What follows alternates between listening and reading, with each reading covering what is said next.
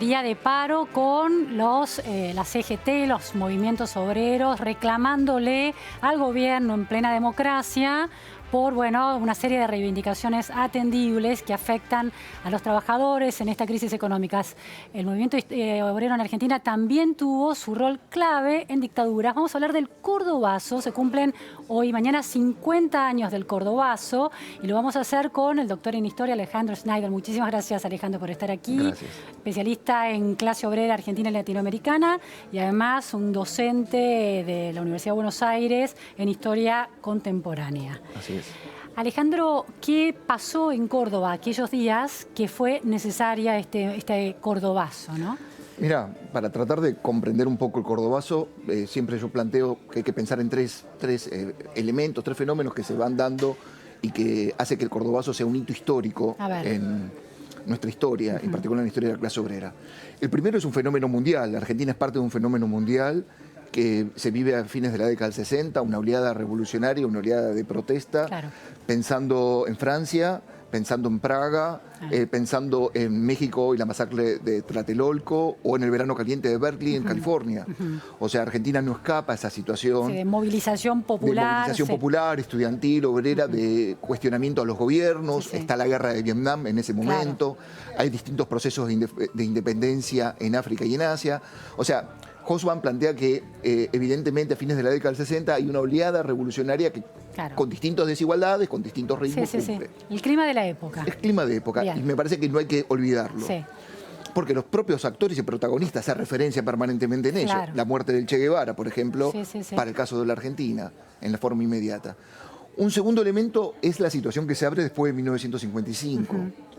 En 1955 la Argentina entra en un periodo de proscripción política, por un lado del peronismo como principal fuerza mayoritaria política, y por el otro lado también empiezan a cercenarse determinados derechos por parte de los trabajadores. A los trabajadores. A los trabajadores, sí, determinados derechos que apuntan fundamentalmente a cambiar el sistema productivo, aumentar los ritmos de producción, empezar a tratar de cambiar los convenios colectivos de trabajo. Entonces, los trabajadores, a través de distintas instancias, empezaron a movilizarse en un contexto de inestabilidad política institucional, en un periodo donde los gobiernos estaban claramente debilitados por el escaso peso electoral que tenía, el caso del gobierno de Arturo Illia en 1963, o bien por dictaduras militares, que como que habían generado una situación de bastante rechazo. La Revolución Libertadora, por ejemplo, en 1955. Entonces, la sociedad se aproximaba a una situación de bastante complejidad, en particular la clase trabajadora que había empezado una noche oscura para su situación, para sus derechos. En esa década del 60 la clase obrera argentina se identifica con el peronismo y no con la izquierda. Mayoritariamente está identificada con el peronismo, evidentemente. Hay algunos sectores de izquierda, hay también trabajadores radicales en menor medida, algunos anarquistas, comunistas, pero mayoritariamente responden al peronismo. Y un peronismo que se va fortaleciendo y a la vez va fortaleciendo el aparato sindical ligado a él en el contexto de proscripción. Y un tercer elemento que también interviene inmediatamente para comprender es el propio golpe de 1966, la dictadura de Onganía. Recordemos que los trabajadores, los estudiantes, el pueblo en general, para 1969, ya desde fines del 68, empieza a salir a protestar contra el régimen de Onganía, abiertamente. Claro, hay distintos movimientos en distintas provincias. Exactamente, hay una serie de hechos como la Marcha del Hambre en Chaco y Santa Fe, la protesta estudiantil porque aumenta el comedor en la Universidad del Nordeste, donde las fuerzas de represión responden con el asesinato de Juan José Cabral, un estudiante de medicina pronto a recibirse. Posteriormente, a pocas semanas, se produce el primer rosariazo, donde también hay 2 muertos. Y en ese contexto de represión, el gobierno de Onganía, que además tiene bastantes problemas internos en su propia gestión. Hay sectores internos que les cuestionan, el propio sector de Lanuse, por ejemplo, que era comandante en jefe del ejército. Que tiene un rol también en el Cordobazo. Abiertamente, es el comandante en jefe, y le empiezan a cuestionar. Pero hay hechos desencadenantes, inmediatos, por el cual los trabajadores salen a protestar inmediato, que es la derogación del sábado inglés, el cambio en el régimen laboral semanal. ¿Qué es el sábado inglés? Porque Córdoba tenía un régimen específico y especial. ¿Cómo era esto? Como en algunas provincias había un régimen, por un lado, de una jornada laboral de 44 horas ¿sí? Y entonces estaba el planteo por parte del gobierno de Onganía cambiarla a 48 horas. Y eso elevó la protesta, no solamente en Córdoba, en otras provincias también. Y otro tema, también no menor, son las quitas zonales. Sí. Las quitas zonales era un incentivo que se le daba a los empresarios para que inviertan en determinadas provincias, reduciendo los salarios de los trabajadores con los convenios colectivos. Por ejemplo, en 1966, Bandor, Augusto Timoteo Bandor, el hombre fuerte del sindicalismo metalúrgico, firma una serie de convenios donde Córdoba queda marginada, lo cual lleva a que, por ejemplo, la dirigencia sindical cordobesa le cuestione abiertamente a Bandor esa firma del convenio metalúrgico. La dirigencia sindical cordobesa estaba muy vinculada, por ejemplo, con el desarrollo de la industria automotriz. Eso que ahí sigue siendo característico de Córdoba, lo fue también en ese momento. Totalmente. Tenemos que pensar en Córdoba un proletariado joven, fundamentalmente concentrado en la industria automotriz. Pensemos que las terminales de ICA Renault, la terminal de Fiat, ¿sí?, y otras empresas autopartistas que trabajan con esas empresas se habían establecido en Córdoba como parte del proceso de apertura de capitales bajo la época de Frondizi. Y además de eso, había otras industrias menores. Y además había un importante sindicato combativo por entonces, que era el Sindicato de Luz y Fuerza, dirigido por Agustín Tosco. En ese contexto hay elementos particulares de Córdoba, pero también hay una situación general en el país, porque si no, no se entiende que no es un fenómeno meramente local, porque hay rosariazo, cordobazo, tucumanazo, empieza el primer quintazo. ¿no?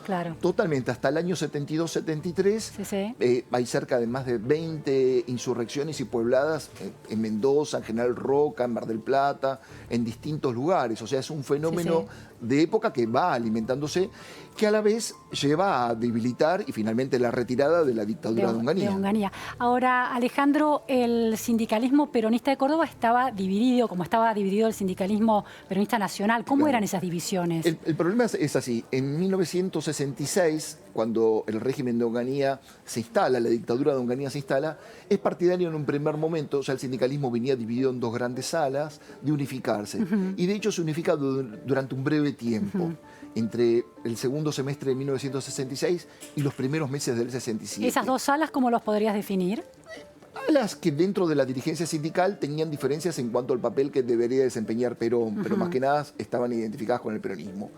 Pero el problema fue que en el 67 la parte de la política de Adalbert Quiroga Racena, como hombre fuerte del Ministerio de Economía, sostiene que es necesario para poder avanzar en el plan económico de Onganía, que era mejor tener una CGT debilitada, intervenido algunos gremios y demás. Pero en marzo del 68 intenta nuevamente unificarse. Y eso da un proceso donde se produce una ruptura. En realidad hay tres grandes salas dentro de la dirigencia sindical. Una la que permanentemente negoció con Onganía y mantuvo un buen diálogo. Por ejemplo, lo que se denominaban los gremios participacionistas. ¿Nombre clave de sala? Rogelio Coria, de la construcción, de la UOCRA, Tacones, de Luz y Fuerza, ¿sí? Son los representantes más claros de esa tendencia de mantener un diálogo directo con la Casa Rosada. Para intentar beneficiar a los trabajadores, ¿eran mal vistos por ese diálogo con la dictadura?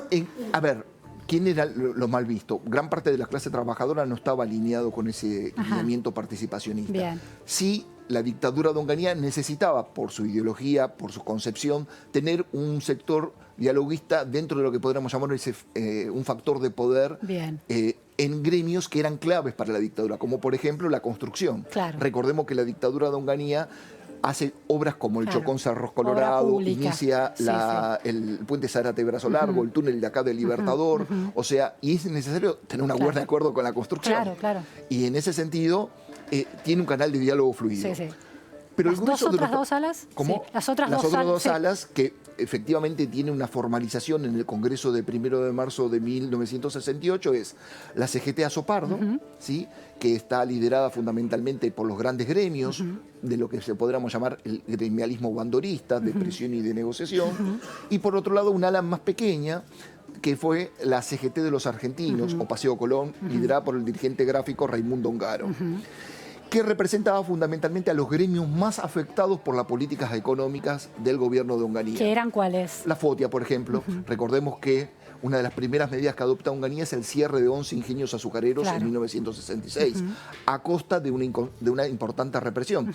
Recordemos que en enero del 67 muere una trabajadora, Hilda Guerrero de Molina, producto de la represión que se desarrolla en el norte, en Tucumán, en defensa de las fuentes de trabajo.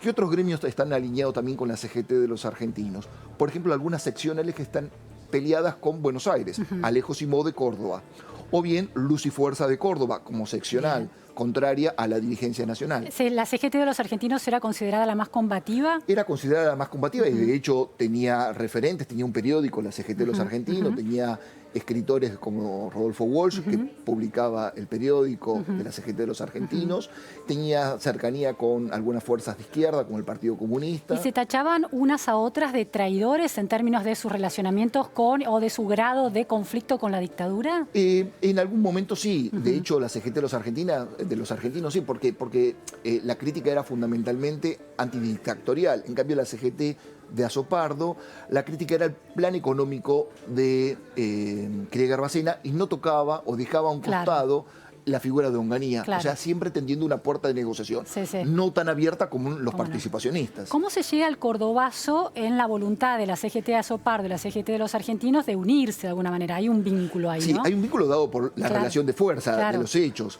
Es decir, el enemigo común de alguna manera con estas medidas puntuales de la quita zonal y del sábado inglés. Y la política de que se estaba hablando de que se iban a mantener los salarios congelados y que iba a continuar la política de no renovarse convenios colectivos. Recordemos que ni bien asume Krieger Bacena, Krieger asume el 31 de diciembre de 1966, las primeras medidas que toma es la de congelar los convenios colectivos. Y evidentemente las condiciones económicas, la inflación, la situación en general estaba bien difícil. A eso se suma que otros sectores de la sociedad, sectores medios, pequeños empresarios, estudiantes. Claro, la fuerza estudiantil, el movimiento estudiantil cordobés es clave también para el cordobazo. ¿Cómo juega ahí? Es fundamental. Recordemos que uno de los primeros muertos de la dictadura de Onganía es Santiago Papillón, un estudiante que se enfrenta en un contexto, exactamente, se enfrenta a la represión en Córdoba. O recordemos, por ejemplo, la noche de los bastones largos. O sea, el movimiento estudiantil universitario, sobre todo, no tenía una buena imagen de Onganía y no había logrado peso. A eso sumado el autoritarismo y demás. En función de eso, empiezan a darse una confluencia de luchas entre estudiantes y movimiento obrero. ¿El movimiento estudiantil de Córdoba estaba liderado por el radicalismo? Hay sectores radicales, sectores del reformismo, sectores del Partido Comunista. El Partido Comunista tenía importancia. El tema es que la insurrección misma, o el fenómeno semi-insurreccional, como podríamos calificar al cordobazo, se da fundamentalmente por la organización de los gremios, donde participa el conjunto de la sociedad. En los hechos, pensemos que era un paro de 37 horas originalmente, un paro activo, también diferenciándose con la CGT de Azopardo, que estaba acostumbrada a hacer un paro tranquilo, sin movilización, como el día de hoy. Paro activo es paro con movilización. Un paro con movilización. La idea era hacer primero un paro de 36 horas. En segundo lugar, que los trabajadores confluyan al centro político de la ciudad de Córdoba. Claro, porque salían de barriadas, no industriales. Y si uno tiene la imagen donde se encuentran las fábricas mecánicas, por ejemplo, y demás, están en la periferia convergiendo al centro. En ese contexto se produce la represión, a las 2 horas asesinan a Máximo Mena en una refriega. ¿Quién era Máximo Mena? Un trabajador que estaba participando de los acontecimientos, pero el hecho en sí, más allá del nombre de la persona, es que llegó el punto máximo de indignación, porque en las jornadas de Rosario había habido 2 muertos, en las jornadas de Corrientes había habido un muerto. O sea, era evidente que se iba a una situación de enfrentamiento. Pocas semanas antes hubo un encuentro de trabajadores del gremio mecánicos donde también se recurre a la represión. Alejandro, esos encontronazos entre la policía, el ejército y los manifestantes que se habían logrado armarse de alguna forma. Mirá, ¿Cómo se dio esa disputa? ¿Cómo se dio? Mirá, una de las cosas que empieza a plantearse es que las organizaciones gremiales empiezan a plantearse de que iba a haber seguro enfrentamientos. Ahora bien, ¿qué armas tenían los trabajadores? Las armas que tenían en las fábricas, que podían disponer de las fábricas. ¿Por qué? Porque ya se venía dando distintas respuestas a esa situación.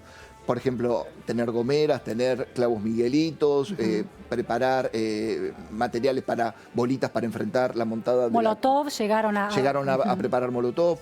¿Tenían armas de fuego? ¿Hubo casos de armas de fuego? Hubo casos de armas de fuego, pero pensemos que la clase obrera en ese entonces tenía armamento calibre 22, o sea, era algo común, cotidiano. ¿Por qué era común que la clase obrera tuviera? Porque venía de una tradición combativa, venía de una tradición donde determinados gremios eran común llevar armas al empleo, al trabajo. De hecho, si uno después ve la situación de los 70, es común en las asambleas, en los enfrentamientos entre las distintas tendencias, por ejemplo, en el peronismo, de ostentar diversas armas. O sea, quizás para nosotros hoy nos resulta distinto, ¿sí? Pero la política y las armas estaban en una relación muy cercana. Muy cercana. Evidentemente no se equipara con las armas que podía tener una fuerza de seguridad o el ejército. Y además, las armas que va a utilizar la clase obrera es la de la acción directa a través de las barricadas. O sea, utilizando los muebles, incluso los vecinos, como pueden ver las imágenes, le acercan palos, le acercan muebles para prender fuego o dar vuelta a autos, como algo... Es decir, la sociedad participa. Si no, no se entiende cómo en pocas horas 150 manzanas de la ciudad de Córdoba están ocupadas y que la policía tiene que quedarse refugiada dentro del cuartel porque se le acaban los gases lacrimógenos y tiene que intervenir el ejército. Y ahí está. Ahí la NUCE dice, bueno, interviene y envía al general Carcaño, que luego va a tener un papel destacado bajo el tercer gobierno de Perón, a reprimir. ¿Sí? Y está la famosa frase de Sánchez Lahoz, que también un oficial que lo acompaña a Carcaño, diciendo: me sentía como un invasor inglés en plenas invasiones inglesas, la gente tirándome de arriba. Claro, una resistencia popular. Una resistencia popular donde ellos se consideraban las personas como los ingleses que estaban recorriendo la ciudad de Buenos Aires. Alejandro, la última pregunta. ¿Qué significado histórico tiene el cordobazo para la historia argentina y para la actualidad? Sí, primero, un significado histórico importantísimo. Abre un momento de grandes protestas y un alineamiento de fuerza que recién se va a cerrar en el 76, ¿no? Que empieza a cerrarse en el 73. La llegada de Perón es intento fallido de cerrar este proceso canalizándolo a través de las elecciones y abre una situación que Perón propio no puede cerrar, a pesar de la AAA, a pesar de la represión, ni Perón ni la señora vicepresidente, que luego es presidente, Isabel Perón, y que sí tiene que venir la dictadura para cerrar un periodo. Y como historiador del presente, creo que es un elemento de enseñanza para las nuevas generaciones lo que sucedió. O sea, todas las generaciones van aprendiendo de los acontecimientos históricos. No necesariamente se van a repetir igual, pero son elementos de enseñanza. Los roles de los actores, ¿no? Fundamentalmente. Al menos a mí lo que me interesa es que los trabajadores y los estudiantes conozcan parte de su historia argentina. Muchísimas gracias, Alejandro Schneider. Realmente, cordobazo a 50 años.